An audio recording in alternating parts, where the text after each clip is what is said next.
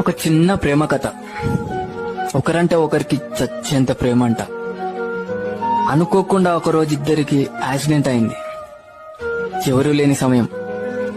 అటువైపు వచ్చిన ఒక పెద్దాయన, నేను ఒక్కరిని మాత్రమే కాపాడగలను, నాతో ఎవరొస్తారని అడిగాడంట. అప్పుడు ఆ అమ్మాయి అరక్షణం కూడా ఆలోచించకుండా నేను వస్తా పదా అని వెళ్ళిపోయిందంట. అబ్బాయి చనిపోయాడు. పైకెళ్లి దేవుడితో దీనంగా ఇలా అడిగాడంట, ఒకరంటే ఒకరికి చచ్చేంత ప్రేమ నా గురించి అరక్షణం ఆలోచించకుండా అలా ఎలా వెళ్ళిపోయింది అని అడిగాడంట.